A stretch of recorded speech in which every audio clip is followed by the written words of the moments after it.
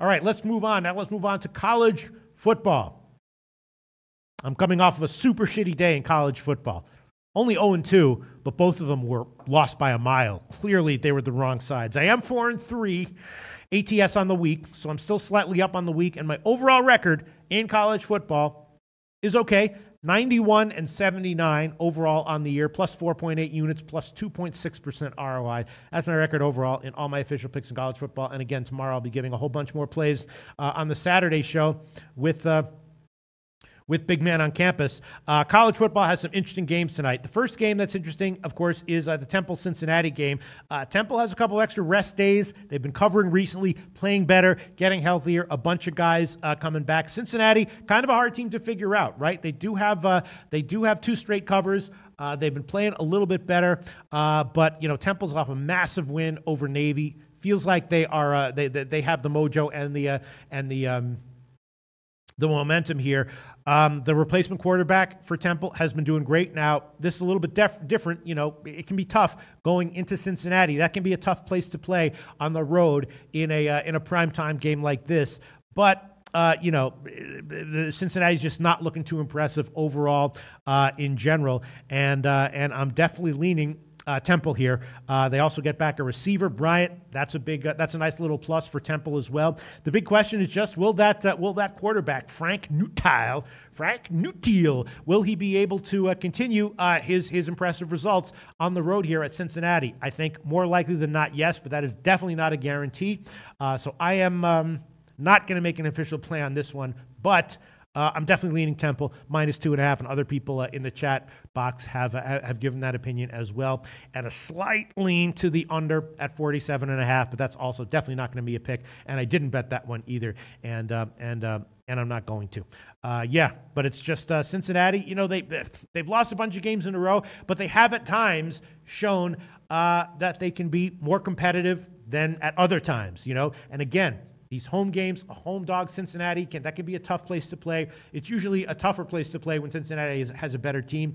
Temple is good, but, not a juggernaut here, although they are improving. So it's a tough one.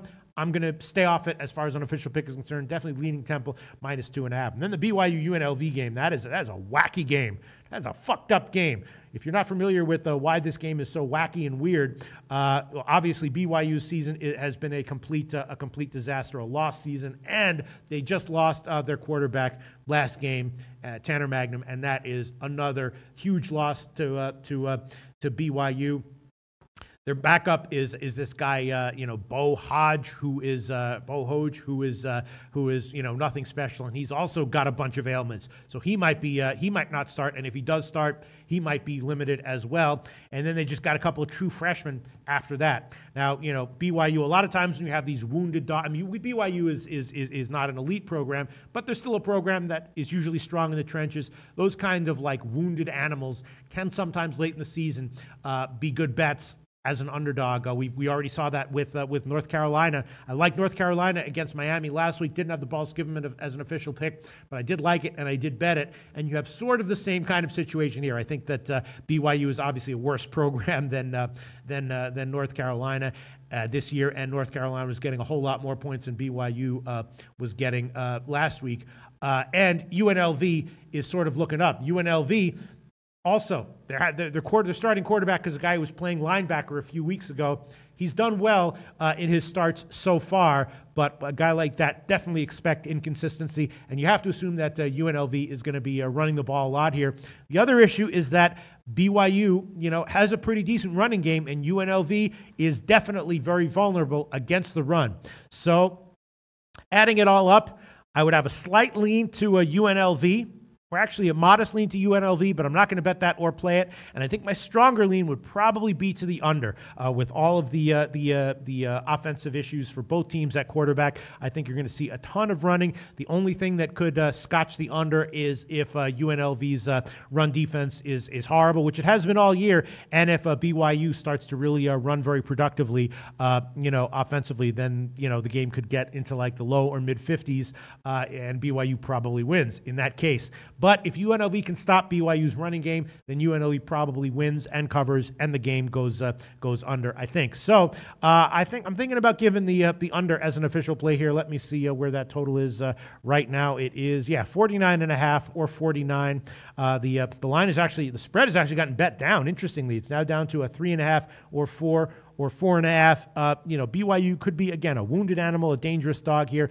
But, my strongest play of the card, if I had to give one, would be the under 49.5 in BYU UNLV, which could also lose. Let's get to I look up and I see comments that are just ridiculous and funny. I'm not going to read them out loud. But, okay, so a lot of funny shit. A lot of funny shit going on here. Okay. Bobby saying Tulane is money. Who the fuck are you talking about, Bobby? Tulane isn't playing tonight. Are you talking about on Saturday? What are you talking about, Bobby?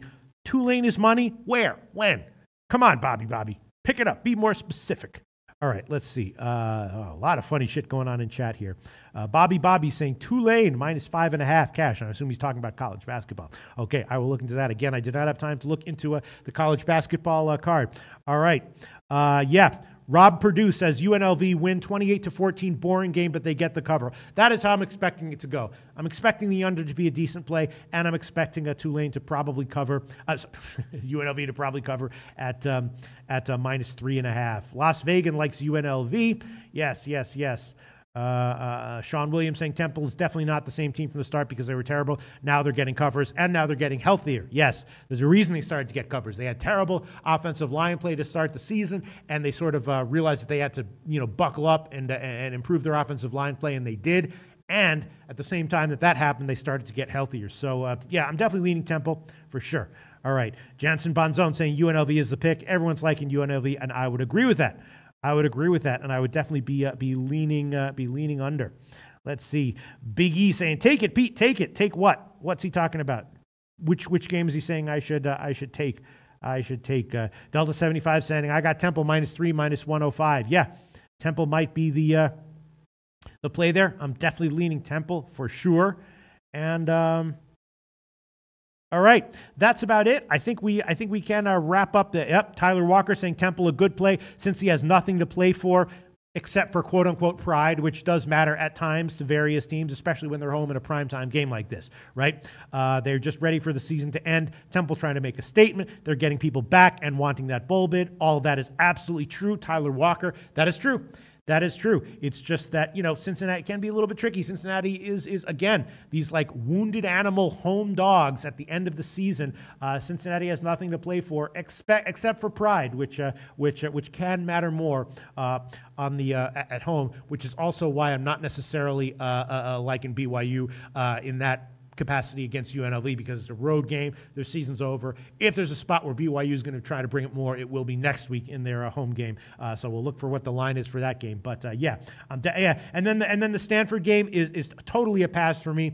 That game, the total crashed on that one, and I'm not exactly sure why the total would crash that much if there's an injury that I'm not aware of. And now it's back up. I saw 44.5 last night. Now it's back up to 46.5 or 47. That's a game that I have to really look into. I have no opinion on that game as of right now, and I'm probably going to pass on it unless I get a little bit of extra time, and I'm going to be monitoring line moves in that one. I think this is a game where I think that late line moves will be very telling. As of right now, I'm totally off of it. Washington is obviously the better team on paper and probably on the field, but again, big road favorite here in a primetime game.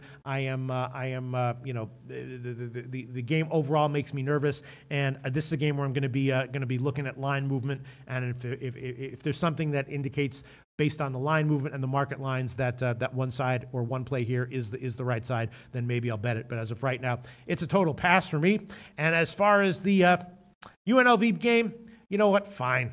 I'll give the under. I'll give it 49.5 minus 110 at Intertops and Heritage. Intertops and Heritage both have 49.5 minus 110. I'll throw that one on there. There's going to be a lot of running. I don't think there's going to be a lot of dynamic offense played here. And, I want to give UNLV at minus 3.5, but that's going to be just a lean. Want to give Temple minus 2.5, but that's just a lean as well. And that's about it. that's about it. So I will give one play officially in college football. BYU UNLV under 49.5 minus 110. Hey guys, thanks for tuning in to our channel. Now we've put a lot of work into producing all these free videos, so please help us out and keep all our content free for you forever by simply liking, sharing, commenting, and subscribing.